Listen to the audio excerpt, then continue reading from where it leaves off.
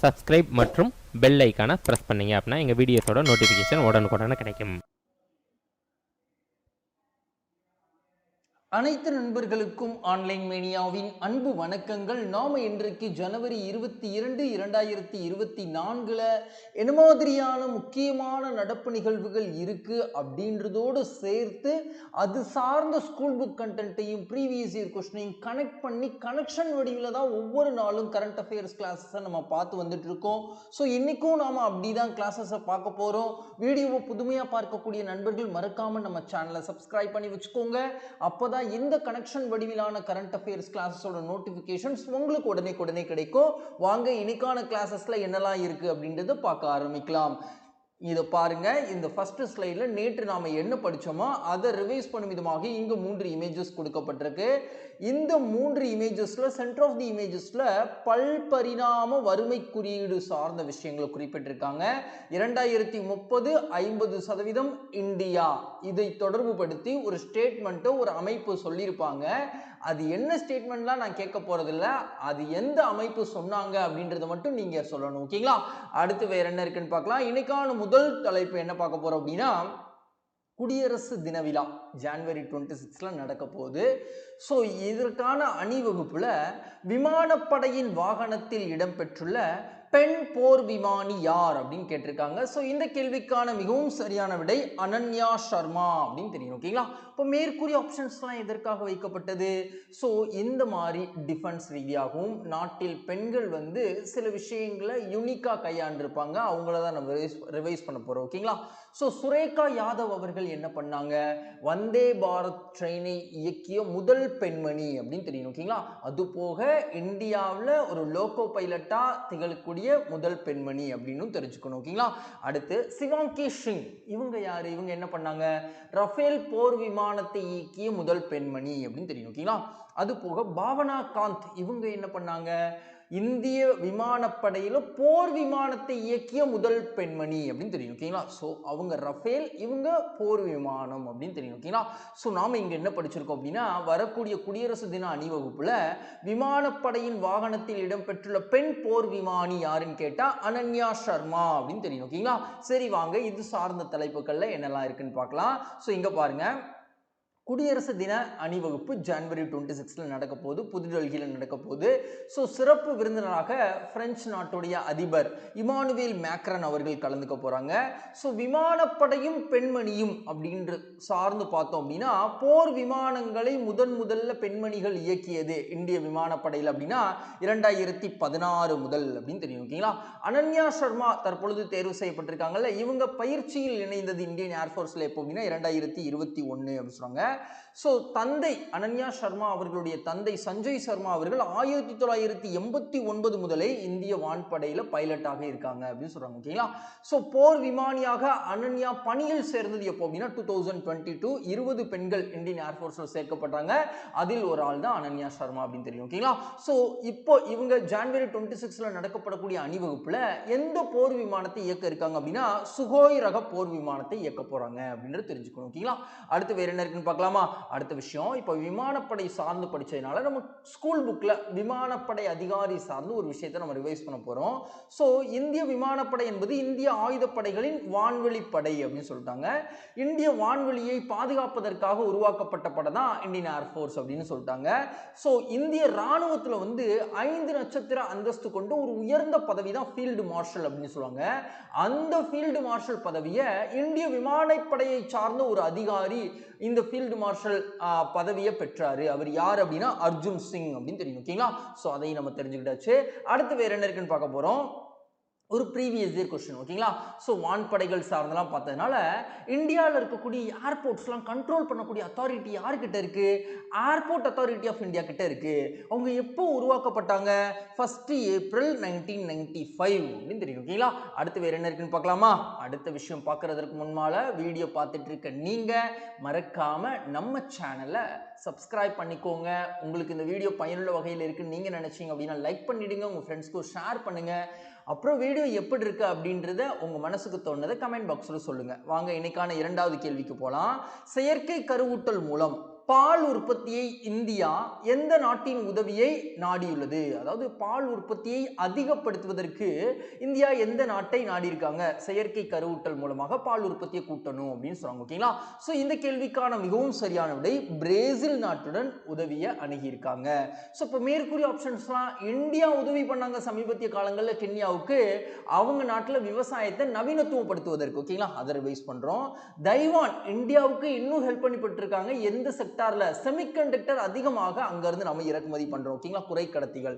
So அதுக்கப்புறம் America கிட்ட இருந்து இந்த ஆண்டு நம்ம அப்பாச்சி 64E அப்படின்னு சொல்லிட்டு ஒரு ஆளில்லா ட்ரோன் அப்படின்றத நம்ம வாங்க போறோம். சோ அதற்கான ஒப்பந்தம்லாம் அண்மையில கையெழுத்திடப்பட்டிருந்தது. சோ அதை நம்ம ரிவைஸ் பண்றோம். ஓகேங்களா? சோ நாம இங்க என்ன படிச்சிருக்கோம் அப்படின்னா, பிரேசில் நாட்டுல இருந்து இந்தியா வந்து செயற்கை கருவூட்டல் மூலம் பால் உற்பத்தியை அதிகப்படுத்துவதற்காக உதவியை நாடி இருக்காங்க அப்படின்னு விஷயம் படிச்சிருக்கோம். சரி, என்ன மாதிரியான உதவி அப்படின்றது தெரியணும்ல. ஸோ இந்தியா முதல் முறையாக பிரேசில் நாட்டிலிருந்து இறக்குமதி செய்யப்படக்கூடிய பொருள் என்ன அப்படின்னா 40,000 காளைகளின் சீமன்கள். ஓகேங்களா? ஸோ விந்தகங்கள் சொல்லுவாங்கல்ல, ஸோ அதை இறக்குமதி செய்ய போறாங்க. ஸோ இறக்குமதி செய்த அமைப்பு அப்படின்னா தேசிய பால்வள மேம்பாட்டு வாரியம், நேஷனல் டைரி டெவலப்மெண்ட் போர்டு தான் இறக்குமதி செய்றாங்க. ஸோ இதோடைய நோக்கம் என்ன அப்படின்னா இந்திய பூர்வீக இனங்களான கிர், கான்கிரேஜ் போன்ற இனங்களை உயர்த்தி பால் வளத்தை அதிகப்படுத்துவது தான் இதோடைய நோக்கமாக பார்க்கப்படுது. ஸோ இந்த நேஷனல் டைரி டெவலப்மெண்ட் போர்டு, இந்த வாரியம் இருக்குல்ல, இது அரசாங்கத்திற்கு சொந்தமான கூட்டுறவு அமைப்பு தான். மதர் டைரி அப்படின்ற பிராண்டோட உரிமையாளர் தான் NDDP அப்படின்னு தெரியும். ஓகேங்களா? ஸோ பால் உற்பத்திக்கான அரசின் இலக்கு 2034க்குள்ள ஆண்டுக்கு 330 மில்லியன் மெட்ரிக் டன் பால் உற்பத்தி செய்யணும் அப்படின்ற இலக்கை நோக்கி பயணிச்சுட்டு இருக்காங்க. ஸோ தற்போதைய நிலை அப்படின்னு பார்த்தோம்னா 2023 230.6 மில்லியன் டன் பால் உற்பத்தி செய்யறோம். ஒரு வருஷத்திற்கு இந்த துறையை பொறுத்த வரைக்கும் 3.8% பால் உற்பத்தி அப்படின்றது அதிகமாயிட்டு தான் இருக்கு அப்படின்னு சொல்றாங்க. ஓகேங்களா? ஸோ இந்தியாவும் பால் உற்பத்தியும் அப்படின்னு பார்த்தோம்னா உலக அளவில் 24% அளவுக்கு பால் உற்பத்தியோட கான்ட்ரிபியூஷன்ஸ் இந்தியாவில் இருக்கு. ஸோ அதிகமாக பால் உற்பத்தி செய்யக்கூடிய நாடு இந்தியா உலக அளவில் அப்படின்னா இந்தியான்னு சொல்லணும். ஓகேங்களா? அடுத்து வேற என்ன இருக்குன்னு பார்க்கலாம். இங்க பாருங்க, ஒரு புக் கண்டென்ட் பால் உற்பத்தி இனங்கள் சார்ந்தே நம்ம பார்க்க போறோம். ஓகேங்களா? ஸோ பால் உற்பத்தி அதிகப்படுத்துவதற்காக கறவை மாடுகள் அப்படின்னு வச்சுக்கோங்க, பசுக்கள் அப்படின்னு சொல்லுவாங்க. ஸோ இதுல உள்நாட்டு இனங்கள் அப்படின்னு பார்த்தோம்னா சாகிவால், சிவப்பு சிந்தி, அதுக்கப்புறம் தியோனி, அதுக்கப்புறம் கிர் அப்படின்றதெல்லாம் உள்நாட்டு இனங்கள் அப்படின்னு தெரியும். ஓகேங்களா? ஸோ அதுக்கப்புறம் அயல்நாட்டு இனங்கள், அதிகமாக பால் தரக்கூடிய அயல்நாட்டு பால் மாடுகள் அப்படின்னா ஜெர்சி, பிரவுன் ஸ்விஸ், அதுக்கப்புறம் ஹோலியோஸ்டீன், அப்புறம் பிரிசியன். ஸோ இந்த மாடுகள்லாம் அயல்நாட்டு இனங்களாக பார்க்கப்படுது. ஓகேங்களா? ஸோ இப்போ அயல்நாட்டு காளைகளுடைய சீமன்ஸை எடுத்துட்டு வந்து இங்க ஆர்டிபிஷியல் இன்செமினேஷன் மூலமாக உள்நாட்டு இனங்களை அதிகப்படுத்தி அந்த மூலமாக பால் உற்பத்தியை பெருக்குவது தான் இப்போ இந்தியாவோட ஐடியாலஜியா இருக்கு. இதுக்கு NDDP அப்படின்றவங்க தான் இதை செயல்படுத்திட்டு இருக்காங்க. நம்ம இப்போ அதை தான் படிச்சிருக்கோம். ஓகேங்களா? அடுத்து வேற என்ன இருக்குன்னு பார்க்கலாம். அடுத்த விஷயம் நம்ம என்ன பார்க்க போறோம் அப்படின்னா ஒரு ப்ரீவியஸ் இயர் கொஸ்டின் பார்க்க போறோம். ஸோ இதற்கு முன்பாக இந்தியாவில் பால் உற்பத்தி செய்வதற்கு என்ன நடவடிக்கைகள் இந்தியா ஈடுபட்டாங்க? ஆபரேஷன் ஃப்ளட் என்பது பெண்கள் மேம்பாட்டிற்கான ஒரு திட்டமாகும் அப்படின்னு கொடுத்திருக்காங்க. இது சரியா அப்படின்றது உங்களுக்கான கேள்வி, நீங்க சொல்லணும். ஓகேங்களா? ஸோ இந்த திட்டத்தில் முதல் கிராமத்து பெண்கள் பால் பொருட்கள் தயாரிப்பில் ஈடுபட்டனர். அப்போ இங்க ஆப்ஷனை பாருங்க, A மற்றும் B இரண்டும் சரி அப்படின்னு கொடுத்துட்டாங்க. ஸோ நீங்க சொல்ல தேவையில்லை. ஓகேங்களா? ஸோ இங்க பாருங்க, ஆபரேஷன் ஃப்ளட் அப்படின்றது நம்ம பால் உற்பத்தி மட்டுமே படிச்சுட்டு போவோம். அங்க ஸ்லைட்டா டிஃபர் பண்ணி பார்த்துருக்காங்க, பெண்கள் மேம்பாட்டிற்கான ஒரு திட்டம் அப்படின்னு கொடுத்துருக்காங்க. ஓகேங்களா? ஸோ எப்படி அது பெண்கள் மேம்பாட்டிற்கான திட்டம் அப்படின்றது கீழே காரணத்தில் சொல்லியிருக்காங்க. ஓகேங்களா? ஸோ அதை நம்ம தெரிஞ்சுக்கிட்டாச்சு. ஸோ இப்படிலாம் நம்ம ப்ரீவியஸ் இயர் கொஸ்டின் படிக்கும் பொழுது நம்ம படிச்சதுல தெளிவாக முடியும். ஓகேங்களா? அடுத்து வேற என்ன இருக்குன்னு பார்க்கலாம். அடுத்த விஷயம் நம்ம என்ன பார்க்க போறோம் அப்படின்னா மாமணி இன உணவு திருவிழா எந்த யூனியன் பிரதேசத்தில் நடைபெற்றது அப்படின்னு கேட்டிருக்காங்க. ஸோ இந்த கேள்விக்கான சரியான விடை option C, Jammu Kashmir union பிரதேசத்தில் நடைபெற்றது அப்படின்னு தெரியணும். அப்போ மேற்கூறிய ஆப்ஷன்ஸ்லாம் இதற்காக வைக்கப்பட்டது. சண்டிகார் சார்ந்த சமீபத்திய காலங்கள் நம்ம என்ன படித்தோம்? வேலையின்மை குறியீடு இந்தியாவில் எந்த பகுதியில் கம்மியாக இருக்கு? சண்டிகார்ல. ஸோ வேலையின்மை குறியீடு எந்த பகுதியில் அதிகமாக இருக்கு? அந்தமான் நிக்கோபார்ல. ஸோ அது போக இந்தியாவில் முதல்ல கடற்கரை விளையாட்டு போட்டிகள் எந்த பகுதியில் நடந்தது? டாமன் டையூல நடந்தது. ஸோ அதெல்லாம் நம்ம ரிவைஸ் பண்றோம். ஓகேங்களா? இப்போ ஜம்மு காஷ்மீர்ல மாமணி இன உணவு திருவிழா அப்படின்றது நடைபெற்றிருக்கு. ஓகேங்களா? சரி, வாங்க இது சார்ந்த விவரங்களை பார்க்கலாம். ஸோ திருவிழா நடத்துவது இமயமலை கலாச்சார பாரம்பரிய அறக்கட்டளை. நியர்பா கமிட்டி அப்படின்றவங்க தான் நடத்தியிருக்காங்க. ஸோ உணர்த்தக்கூடிய விஷயம் என்ன அப்படின்னா, இந்த திருவிழா லடாக்கின் செழுமையான மரபுகளை பாதுகாத்து புத்துயிர் பெறுவதற்கான ஒரு மூலக்கல்லாக இந்த மாமணி உணவு திருவிழா ஆண்டுதோறும் நடைபெறுது அப்படின்னு சொல்றாங்க. ஓகேங்களா? ஸோ இடம்பெற்றுள்ள உணவு கடைகள் 6 உணவு கடைகள் இடம்பெற்றது. 35க்கும் மேற்பட்ட பாரம்பரிய உணவுகளின் கூட்டு வரிசையை வழங்கினாங்க அப்படின்னு சொல்றாங்க. ஓகேங்களா?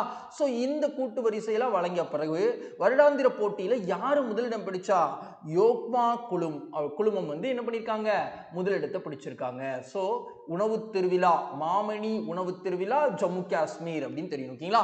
சரி, இப்போ ஒரு புக் கண்டென்ட் உணவு சார்ந்து படிச்சதுனால, அதாவது ஒருவர் உணவு சாப்பிட்ட பிறகு 12 இருந்து 18 மணி நேரத்திற்கு மிதமான வளிமண்டல சூழ்நிலையில் அவர் இருந்தார்னா, முழுமையான ஓய்வு நிலையிலேயே இருந்தாலும் அவருக்கு குறைந்த அளவிலான அடுத்த ஆற்றல் தேவைப்படும். எப்போ சாப்பிட்டதுக்கு அப்புறம் 12 இருந்து 18 மணி நேரத்துக்கு அப்புறம். ஸோ அந்த ஆற்றலுக்கு பேர் தான் என்னது அப்படின்னா வளர்ச்சிதை மாற்றம் அப்படின்னு சொல்றாங்க. ஓகேங்களா? அடிப்படை வளர்ச்சிதை மாற்றத்திற்கு எது தேவை, உணவு தேவை அப்படின்னு தெரியும். ஓகேங்களா? அடுத்து வேற என்ன இருக்குன்னு பார்க்கலாமா? அடுத்து என்ன பார்க்க போறோம், ஒரு ப்ரீவியஸ் இயர் क्वेश्चन. இப்போ இந்த மாமணி உணவு திருவிழா எங்க நடைபெற்றது, ஜம்மு காஷ்மீர் நடைபெற்றது. ஜம்மு காஷ்மீர் முன்பு மாநிலமாக இருந்தது, தற்பொழுது எப்படி இருக்கு, யூனியன் பிரதேசமாக இருக்கு. அது சார்ந்த ஒரு கேள்விதான். ஓகேங்களா? ஸோ இங்க பாருங்க, இந்திய யூனியன் பிரதேசங்களை பற்றி பின்வரும் கூற்றுக்களில் எது உண்மை அப்படின்னு கேட்டிருக்காங்க. ஜனவரி 26, 2020 முதல் தாத்ரா நாகர் ஹாவேலி மற்றும் டாமன் டையூ ஆகியவை ஒரே பிரதேசமாக இணைக்கப்பட்டது. சரியா? மிகவும் சரி அப்படின்னு தெரியும். ஓகேங்களா? அரசியல் அமைப்பில் 7ஆம் பகுதி 239 இருந்து 241 வரையிலான பிரிவுகள் யூனியன் பிரதேசங்கள் தொடர்பானவை. இல்ல 8ஆம் பகுதி தான் யூனியன் பிரதேசங்களுடன் தொடர்புடையவை. 239 இருந்து 242 அப்படின்னு சொல்லியிருக்கணும். ஓகேங்களா? அடுத்து, முந்தைய மாநிலமான ஜம்மு காஷ்மீரின் 2 யூனியன் பிரதேசங்கள் லடாக் மற்றும் ஜம்மு காஷ்மீர். சரியா? மிகவும் சரி. இந்த ஜம்மு காஷ்மீர் அப்படின்றது எப்போ வந்து யூனியன் பிரதேசமாக மாற்றப்பட்டது, அந்த தினத்தோடு ஆண்ட சொல்லணும். ஓகேங்களா? இந்தியாவின் மிகப்பெரிய யூனியன் பிரதேசம் அந்தமான் நிக்கோபார் தீவு. இது பழமை. இப்போ எது, ஜம்மு காஷ்மீர், அதுக்கப்புறம் லடாக், அதுக்கப்புறம் தான் அந்தமான். ஓகேங்களா? இது தவறு. ஸோ அப்போ கொடுக்கப்பட்ட விஷயங்கள்ல 1 மற்றும் 3 மட்டும் சரின்னு தெரியும். ஓகேங்களா? சரி, வாங்க அடுத்து வேற என்ன இருக்குன்னு பார்க்கலாம். அடுத்த விஷயம் நாம என்ன பார்க்க போறோம் அப்படின்னா, உலகின் மிகவும் பழமையான பல்கலைக்கழகங்கள் பட்டியலில் முதலிடம் பிடித்துள்ள நிறுவனம் எது அப்படின்னு கேட்டிருக்காங்க. ஸோ இந்த கேள்விக்கான மிகவும் சரியான விடை போலக்னா அப்படின்ற பல்கலைக்கழகம் தான் முதலிடம் பிடிச்சிருக்கு. ஸோ 2ஆம் இடத்துல பாரிஸும், 3ஆம் இடத்துல ஆக்ஸ்போர்டும், அதுக்கப்புறம் கேம்பிரிட்ஜும் இருக்கு. ஓகேங்களா? காலத்தின் அடிப்படையில் சொல்றாங்க. இது 1088ஆம் ஆண்டு உருவாக்கப்பட்டது அப்படின்னு சொல்றாங்க. ஸோ இது என்ன சொல்றாங்க, 1150ஆம் ஆண்டு உருவாக்கப்பட்டதுன்னு சொல்றாங்க. இது 1167ஆம் ஆண்டு உருவாக்கப்பட்டதுன்னு சொல்றாங்க. இது 1209ஆம் ஆண்டு உருவாக்கப்பட்டது. அதன் அடிப்படையில் பழமையான பல்கலைக்கழகம் போலோக்னா அப்படின்னு சொல்றாங்க. ஓகேங்களா? சரி, இது சார்ந்த விவரங்களை பார்க்கலாம். இந்த பல்கலைக்கழகம் எங்க இருக்குன்னு பார்க்கலாம். இத்தாலியில இருக்கு. 1088ஆம் ஆண்டு உருவாக்கப்பட்டது. இந்த போலக்னா அப்படின்னாலே என்ன அர்த்தம் சொல்றாங்க, ஆய்வுகளின் ஊட்டமளிக்கும் தாய், லத்தீன் மொழியில சொல்லப்படுது. ஓகேங்களா? சோ இங்க இந்த பல்கலைக்கழகத்துல 87,760 மாணவர்கள் படிக்கிறாங்க. 6,400 சர்வதேச மாணவர்கள் அந்த பல்கலைக்கழகத்துல படிக்கிறாங்க. சிறப்பு என்ன அப்படின்னா, அந்த பல்கலைக்கழகத்துல படிச்ச 3 மாணவர்கள் 3 போப்களாக உருவாகி இருக்காங்க அப்படின்னு சொல்றாங்க. ஓகேங்களா? சரி, அடுத்து வேற என்ன இருக்குன்னு பார்க்கலாமா? இப்போ பல்கலைக்கழகம் சார்ந்து பார்த்தோம், அயல்நாட்டு பல்கலைக்கழகமா படிச்சோம். ஸோ இந்தியாவில் பழமையான பல்கலைக்கழகம் அப்படின்னு எது சொல்லுவோம், மகா விகாரா அப்படின்னு சொல்லக்கூடிய நாலந்தா பல்கலைக்கழகம். ஸோ மகத பேரரசு கீழே இருந்தது, பௌத்த மடாலயமாக விளங்குச்சு. பாட்னாவிற்கு தென்மேற்கே 95 கிலோமீட்டர்ல இருக்கு. ஸோ ஷெரீப் நகர் அப்படின்ற இடத்துல அமைந்திருக்கு. பொது ஆண்டு 5ஆம் நூற்றாண்டுல இருந்து 1200ஆம் ஆண்டு, அதாவது முகமது பின் பக்தியார் கில்ஜி காலகட்டத்தில் அது வந்து தகர்க்கப்பட்டது. ஸோ அப்புறம் அதுக்கு முன்பாக அது ரொம்ப சிறந்து விளங்கியது, கல்வி சாலையாக இருந்தது, யுனெஸ்கோவால் பாதுகாக்கப்பட்ட இடமாக பார்க்கப்படுது. வேத கல்வியின் மிகவும் முறைப்படுத்தப்பட்ட வழிமுறைகள் அங்கே ஃபாலோ பண்ணப்பட்டது.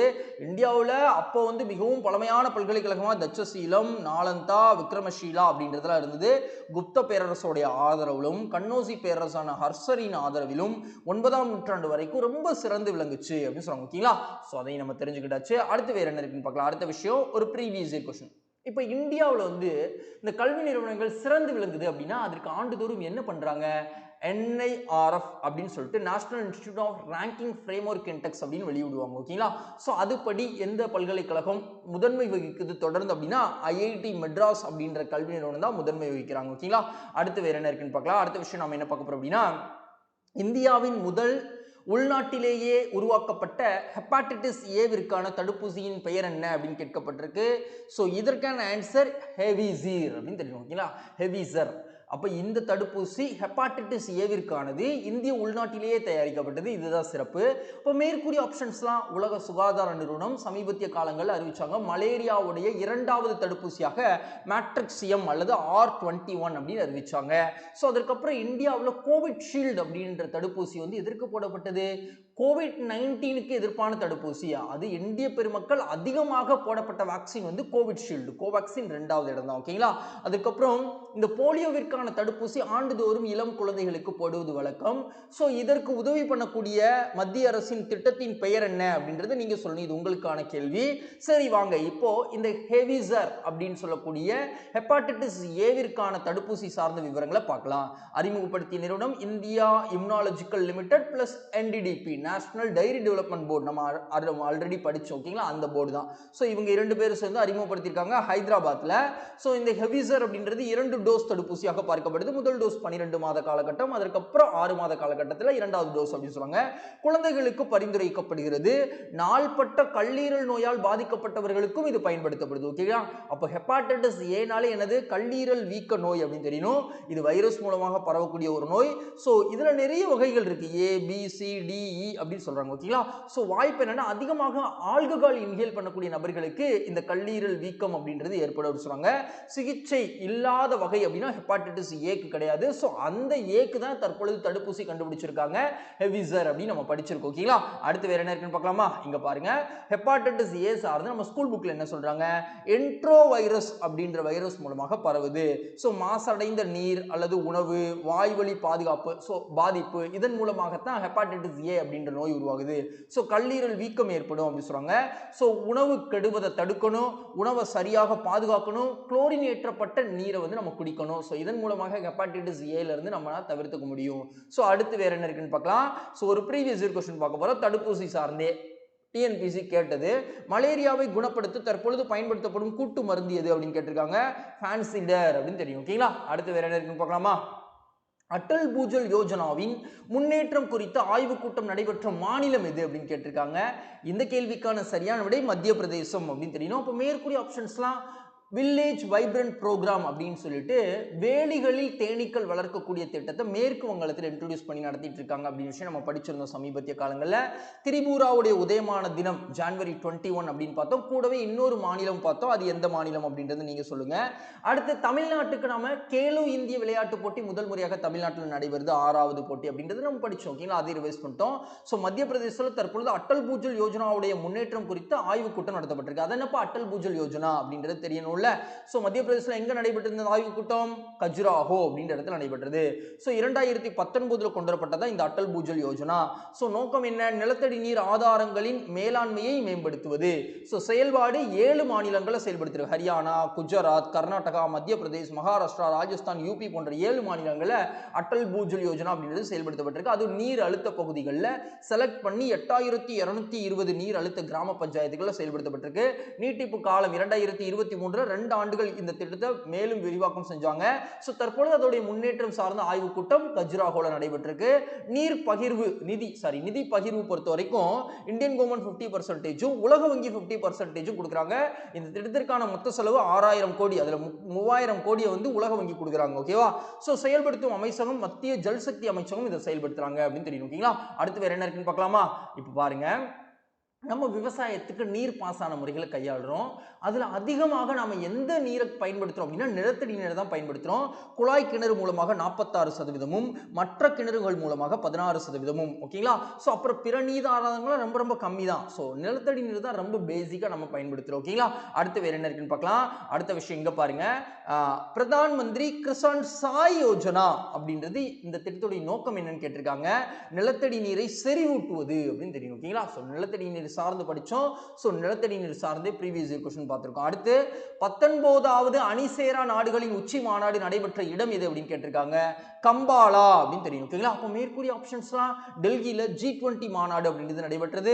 ஜோகன்ஸ்பர்க் தென்னாப்பிரிக்காவில் பிரிக்ஸ் மாநாடு நடைபெற்றது. ஜகர்த்தால ஏசியன் உச்சி மாநாடு நடைபெற்றது. இதெல்லாம் 2023 நடைபெற்றது. அதெல்லாம் ரிவைஸ் பண்றோம். ஓகேங்களா? அடுத்து இப்போ கம்பாலால 19வது அணிசேரா நாடுகளின் உச்சி மாநாடு நடைபெற்றிருக்கு. கம்பாலா எங்க இருக்கு? உகாண்டால இருக்கு. எப்போ நடைபெற்றது? ஜனவரி 19, 20 நடைபெற்றது. ஸோ இந்த மாநாட்டுடைய மையக்கருத்து என்ன? பகிரப்பட்ட உலகளாவிய செல்வத்திற்கான ஆழமான ஒத்துழைப்பு. ஸோ அணிசேரா இயக்கம்னா என்ன? வளரும் நாடுகளுடைய கூட்டணி அமைப்பு. ஸோ இந்த அமைப்பு எப்போ ஆரம்பிக்கப்பட்டது? 1961ல. 1955ல பான்டுங் மாநாடு அப்படின்றது நடைபெற்றிருக்கும். ஸோ அதில் தான் வந்து என்ன பண்ணியிருக்காங்க, இப்படி ஒரு அமைப்பு உருவாக்கணும் அப்படின்னு சொல்லிட்டு டிக்ளரேஷன்ஸை ஃபார்ம் பண்ணியிருக்காங்க. ஸோ உறுப்பினர்கள் எவ்வளோ பேர்? 120 நாடுகள் இருக்காங்க. அதிகமாக ஆப்பிரிக்க நாடுகள்ல இருந்து 53 நபர்கள் இருக்காங்க. ஸோ மாநாடு 3 ஆண்டுகளுக்கு ஒரு முறை நடைபெறும் அப்படின்றது தெரியும். ஓகேங்களா? சரி, இப்போ இந்த அணிசேராமை இயக்கம் சார்ந்து நம்ம ஸ்கூல் புக்ல என்ன சொல்றாங்க? இந்த சொல் 1953ல ஐநா சபையில உரையாற்றிய வி கிருஷ்ணமேனன் அவர்களால் உருவாக்கப்பட்டது அப்படின்னு சொல்றாங்க. ஸோ அணிசேராமை அப்படின்னா என்னன்னா, இந்திய வெளியுறவு கொள்கையின் முக்கிய அம்சமாக இது விளங்குது.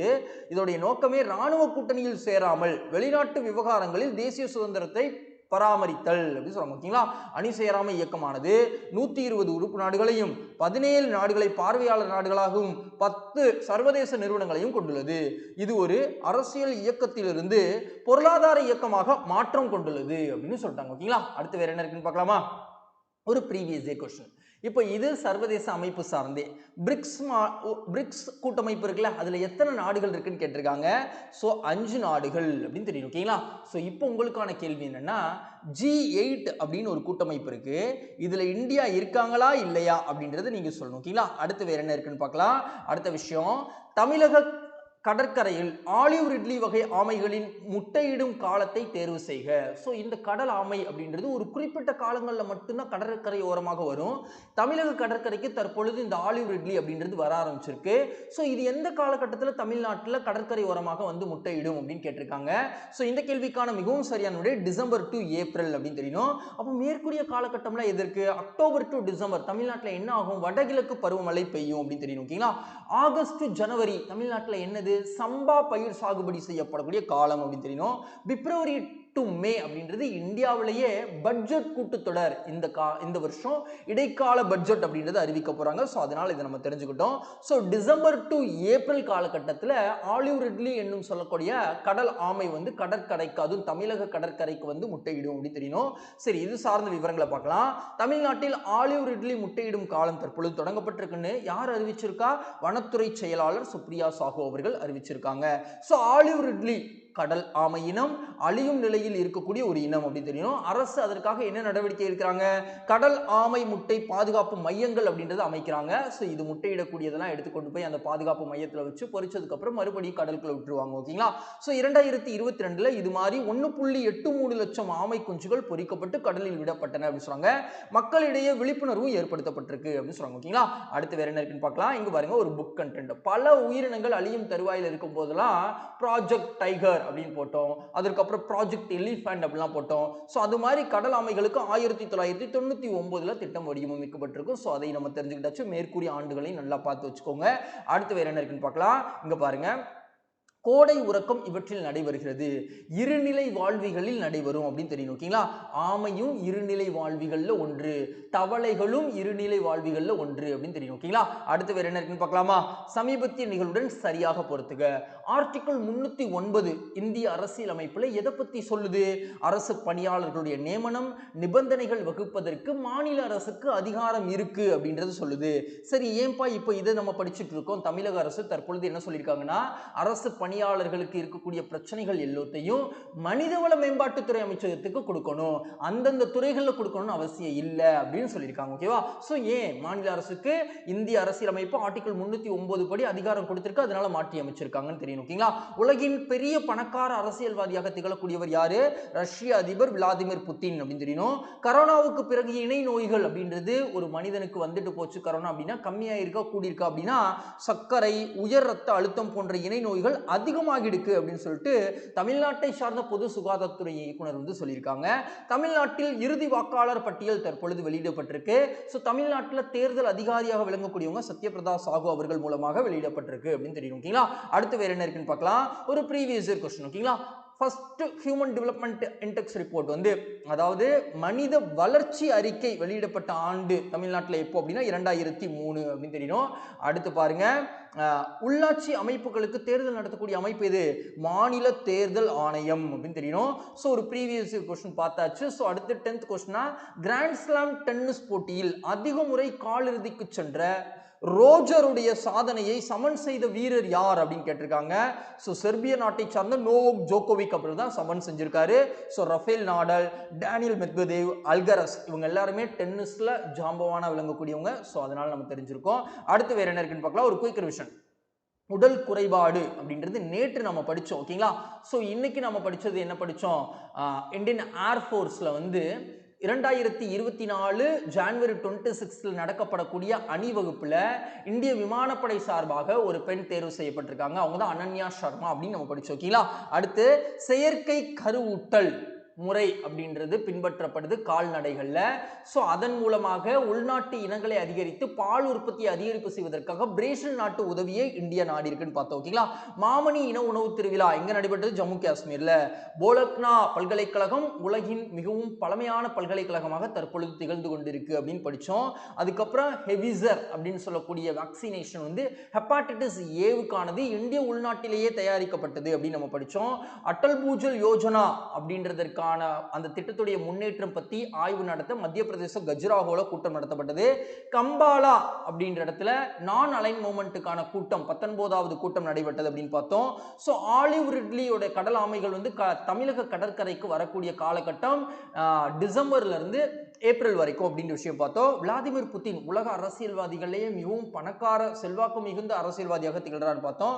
ரோஜருடைய சாதனையை சமன் செய்தவர் நோவோக் ஜோகோவிக். அதிகமாக கிராண்ட் ஸ்லாம் பட்டத்தில் காலிறுதிக்கு சென்றிருக்காரு 58 முறை. ஓகேங்களா? ஸோ அதை நம்ம தெரிஞ்சுக்கிட்டாச்சு. ஸோ இன்னைக்கான கரண்ட் அஃபேர்ஸ் செஷன் முடிஞ்சது ஃப்ரெண்ட்ஸ். இந்த வீடியோ உங்களுக்கு பிடிச்சிருந்தது அப்படின்னா மறக்காம லைக் பண்ணிடுங்க, உங்க ஃப்ரெண்ட்ஸ்க்கும் ஷேர் பண்ணிடுங்க. வீடியோ எப்படி இருந்தது அப்படின்றத கமெண்ட் பாக்ஸில் தெரிவிங்க. தேங்க்யூ. நாளைக்கு சந்திக்கலாம்.